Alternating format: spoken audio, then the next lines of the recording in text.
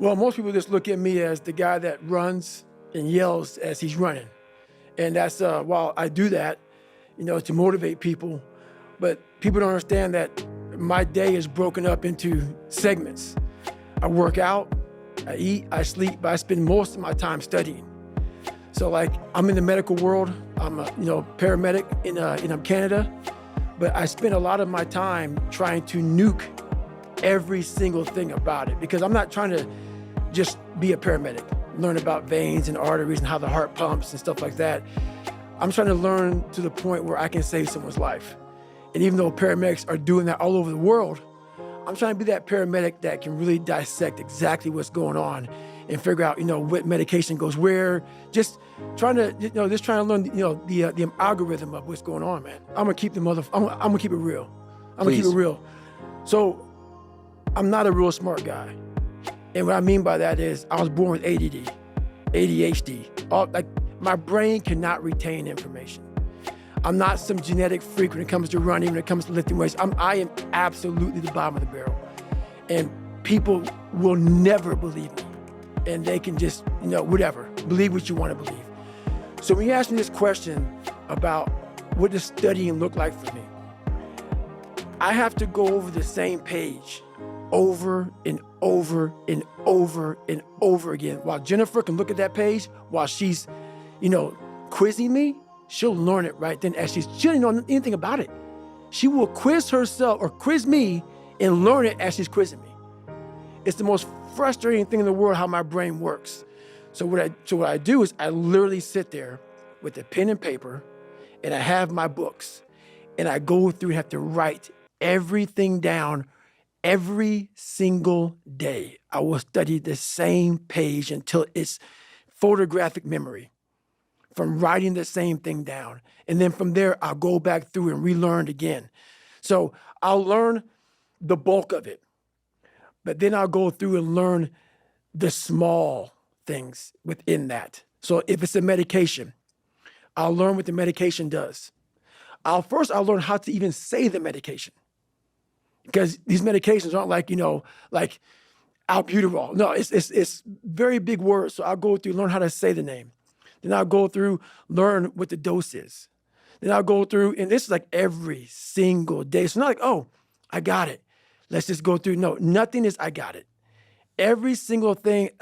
So I can't wait to get in this conversation, because everything I do in life, it sucks. Everything I do in life, it sucks. That's why when I was 300 pounds and 24 years old, it wasn't like I had some big epiphany of, let's just go be a Navy SEAL and let's lose some weight. No, I knew my entire life was going to be a struggle, which is why I just ignored it. And I said, I'm not even trying to jump off into this shit and learn how to read, how to write, how to memorize, how to become something I am not. But through that process, something happened to me. And I realized this is why I feel sorry for no one. In this podcast, they're going to really not like me, because people are going to think that I am maybe lying or maybe fibbing or exaggerating. No, I was the lowest form on earth, no talent, no ability to learn. And I literally know what it is to be rock bottom and to build that up. So that question about learning, it's a pain in my ass. And I don't have to do it. So think about it. I'm 49 years old and I'm a multi-millionaire. I don't have to do anything. So all I thought about when I was growing up is, man, I can't wait till one day get to the point where I no longer have to do this stuff. But what happens, I got older, it became a way of living. So how I do every day is how I do every day. It's a discipline, it's a regimen, it was a choice I made. And the choice I made was, what are you willing to sacrifice and what are you willing to give up to find every bit of who you are as a human being? And I was willing to give up everything to do that. So studying is no joke. So when I write it down and I'm actually looking down at this table right now because I'm back to write. So I'm actually there right now as I'm speaking to you. I write it down in a way that I'm memorizing page 69. So I'm writing it down. So then writing it down and that page sync together in my brain. So I'm looking at the book in my brain right now. So like, that's just how it works for me. And I have to do it over and over again. So that page is stuck in my mind. So I'm literally flipping through pages as I'm taking these tests. And I'm taking these national tests to become a paramedic or become a advanced EMT or whatever. I'm literally, as I'm taking that test, I'm going through and I'm like, and I'm flipping pages in my head of where that page was. And how I do that is just from how I write it and how it's on the page. When I run, I can't recall any of it. I cannot bring any of that because I'm running. How my mind is wired now is that everything I do is what I do. Because the focus it takes for me to, like right now, I'm running. I'm not like a great runner. I'm not like injury free. So like my first 20 minutes of the run, I'm limping. I'm literally limping because I've had several knee surgeries and my body was twisted. And so now it's untwisting. So people look at me, oh, it looks like he's limping, like limping when he runs. I am limping when I run. My body's jacked up. So I'm focusing on how to get the best out of a broken body. So everything I do is a total focus on what I'm doing at that point in my life. It's a completely different world. Like it's just, both of them for me is suffering, but it's suffering a whole different way. Like when I was going through school, I'll never forget, I think I was in 3rd grade. And back then, ADD, ADHD wasn't like, here's this medicine or here's this thing. They want to put you in a special school. Mm-hmm. So for me, I was so far behind in learning that their big thing was, let's just put him in a special school because he'll never learn. And through that process of like, I don't want to be in a special school. I don't want to be treated any differently. It really, like, I never took medication. I've never taken medication for this. That's why right now you see me looking right in your eyes. What the hell is you've been saying right now? And that's why I don't feel bad for people who have ADHD, who have learning disabilities. And some are impossible because you just can't. Mm-hmm. But a lot of them you can. But people don't want to go through the process of focus, of teaching yourself how to truly focus. This is where my message gets lost. It gets lost because I may say, MF or F, I may be, because that's the passion that comes out of me, because it takes everything for me to learn a sentence. So when I speak about David Goggins, I can't speak about David Goggins in a way that's just calm and cool. Because when I wake up, I know the journey that it takes for me to find my greatness. And it's hard. Nothing is easy. Nothing just like, I wake up and I just do this or I do that. Or it just, I watch people every day go through life and it's so easy. For me to be where I'm at today, it takes every bit of me. So when I speak about it, and as I get going here, you'll start seeing me, the tempo will rise. The passion will come out because I'm back there. I'm doing what I do every day to become a human being. And so nothing is easy. Like running is running. It sucks, but you have a choice to make. Do you want to sit down and go back to that guy you once were? No. So this is what it takes. It takes that misunderstanding of people, and they'll never get it because they were never David Goggins. So that is what it takes for me to do what I do. It may take you something differently. So for me, everything has to be in the studying. Everything has to be into this. Everything has to be, and everywhere I am, it has to be there. Me, focused where I am. That's why you're my second podcast I've done since the book came out. I don't have time for that shit. Because if I want to be great, I'm not trying to maximize money or maximize people knowing me. I do these things because maybe someone out there will understand me and get it and say, I can grow from this guy. And others just won't. Biggest misunderstanding about David Goggins of all time. It's like, whether you believe in God or not, I do. He put this lab rat, which is me, on this planet and said, let me fucking see what a beat up, abused kid who can barely learn, who has a twisted body, messed up genetics, sickle cell, this and that. Let me give him everything that pretty much disqualifies you from the military. But back then, It wasn't as stressful. And let's put them in this and see what comes out of it. So to do that, friction. You don't wake up in the morning time and go to the coffee maker. Matter of fact, sometimes you don't even sleep. What it requires is when I'm at 2 o'clock, it's 2 o'clock in the morning, and my brain is thinking about a fucking drug, and I got to get up and look in my book to see if that drug is how I remember it. And this is every day of my fucking life. That's why when I train a fighter or I train someone, I'm like, you have no fucking idea how great you really are. Because you are using such minimal of what you have. And if people can learn to focus, this is what's possible. While it may not be pretty, like people want to do a documentary on me. I go, no. I don't want you to do a documentary on me. Because I will have normal, everyday people picking me apart. Oh, his life is miserable. Who wants to live like that? It's crazy how it's almost like he's sick, he's psychotic. The most frustrating thing in the world for me is when normal people judge a man like myself on what it really takes to extract greatness from nothing. It takes every bit of who you are if you choose that route. If you don't, Merry Christmas, do what you got to do. But yeah, all these things for me, like I told you, man, I'm gonna keep it real.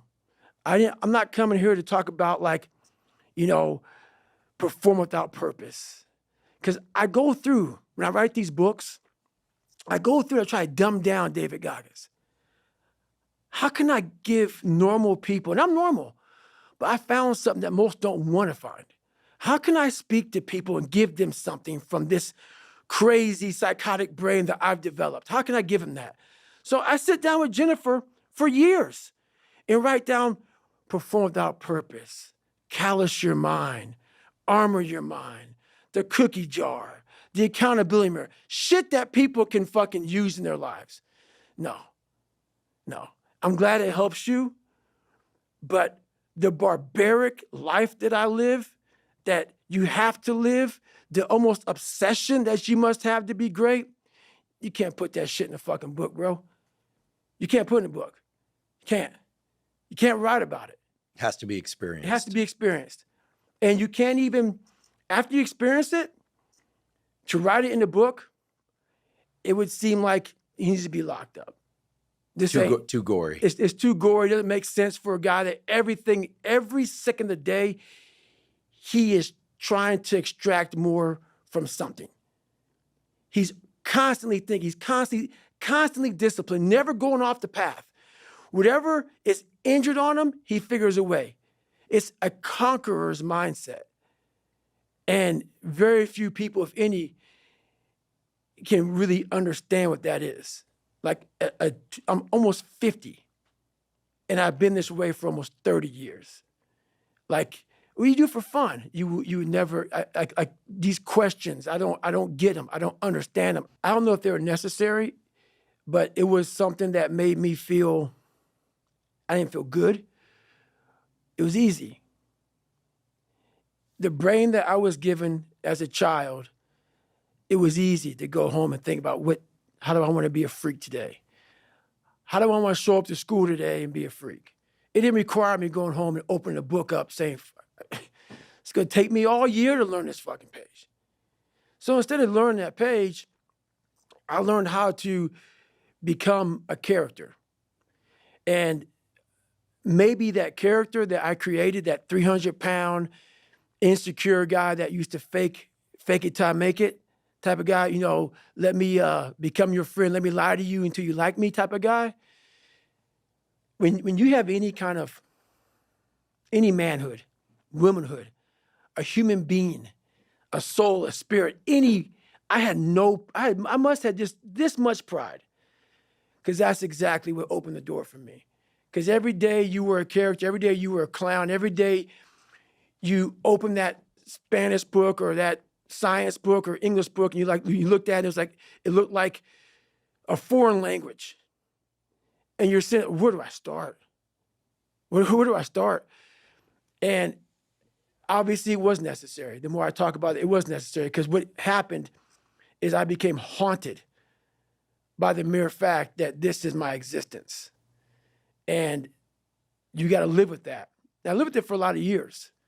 And so I sat back and said, okay, all right, I know what this takes. And when you sit back, as fucked up as I was, and I had a laundry list, a table like this of what I have to do to become just a human being that can make ends meet, that can make $1,000 a month just to get there, was like, oh my God, dude, like I'm 16, 17, I can't read, I can't write. And oh my God, I'm so behind the power curve, and my brain is about being depressed, and my dad beat, my mom's not home, and kids are calling me nigger at school. And I'm like, oh my God, man, what the fuck do I do? And it wasn't like someone came around and said, hey man, you can do this. This is all me. Some people know, where's this cold man come from? I'm not trying to be cold. It's the reality of my life. It's the reality of a lot of people's lives. And so, yeah, that had to happen for me to be haunted, to pull out, to extract the guy that I am today. That haunting is something that's still there today. Because no matter how much you improve, no matter how much you change who you are, it's not permanent. You'll just wake up and say, oh my God, man, you're David Goggins. You break records, you do this, you do that. People want to know, how are you able to just be so hard? Because I never turned the fucking thing off. Because once it turns off, I go right back to the David Goggins that is. And that's the guy that I'm constantly fighting every day. And it's a choice. And that choice makes you misunderstood. It makes you crazy. That's why I hate fucking social media. In 2013, people wanted me to write my book. I did it in 2018. It took 5 years. And the reason why I didn't do it, I sat at a table and Jennifer was there. This is before she started working for me. I started dating her, whatever. And all these people were there. And they're like, man, you got to go on social media. And I was like, fuck you, man. Like, I'm not, it's poison. It's poison because I knew what I did to get where I am. And I'm going to have these people, these normal, everyday people, fat, lazy, exactly who I was, judging me. Because I know it, because I was once them. All my hard work, all my dedication, I'm going to have some normal dude get his little brownie, his little ding-dong, ho-ho Twinkie, sit there with his coffee, picking me apart. Oh, he must be unhappy. He's just, do you know how hard it is to put these shoes on every damn morning? And I'm going to have you pick me apart? So, yeah, there's so much that goes into this that I was like, fuck this. I never wanted anything to do with it. That is right, but I had developed a lot of anger, and I still have it. And it will never go away for the normal human beings of this world. Because when you put yourself in the sewer like I was in, and please, if someone saved me, come out and announce it to the world. There's no one. There's no one.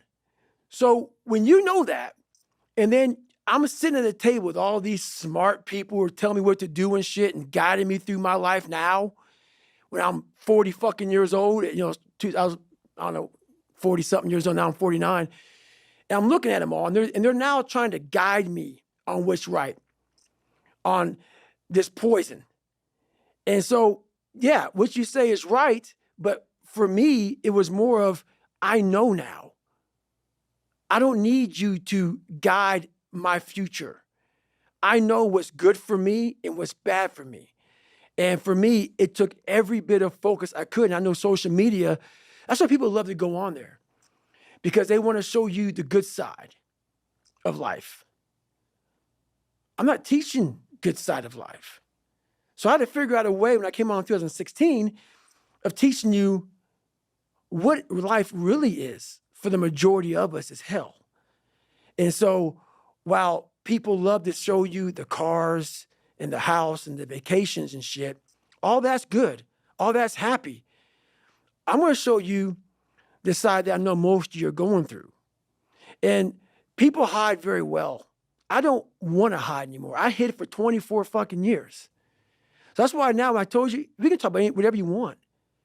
Because as human beings, the first thing we have to learn, I also stuttered real bad growing up. So if you hear me stutter every now and then, it's because that was part of my life also. So it's funny, human beings want to show you the best side and they want to hide the worst side. For me, I'm going to teach you how to be vulnerable because that's the only way you fix yourself. You don't fix yourself by coming out here and me selling you some fucking books. That's why I don't have them. I forgot them. I'm glad people got something from the book. I want you to learn that the only way you grow is how to look at yourself and say, okay, like I did. Table longer than this. What the fuck I have to do to get somewhere? There was nothing good on there. Nothing. Yeah, I love playing basketball. I left that out. That's something I love to do. I don't care about that. That didn't make the fucking list. Because the list that I had to live by was the very list that was to get me at this table with you. To talk to you, to the normal human beings which I once was, about how you can get somewhere and how it looks. It looks very ugly. There's no fucking passion. There's no fucking motivation. There's no, oh my God, man, no. It's every day of your life just doing. No passion, no discipline, no motivation. All these words, I hate that so many people fucking use these words now because it's watered. It's someone sitting in a room by themselves and they figure themselves out and say, God, this is going to fucking suck. Where's passion when you're 300 pounds? Where's the motivation when you can't read and write? Where is it? So how did this happen? I just fucking did. I just did. I said, maybe at the end of this journey, there'll be something there for me. If not, I can read. If not, I'm 185 fucking pounds. There was no magic potion. There's no, let me wake up and look at some shit. No. All those words are overused. They're bullshit. It's all bullshit. Just do. You're living. How do you want to live? How do you want to die? How do you want to fucking be remembered? That's it. That's it. Period.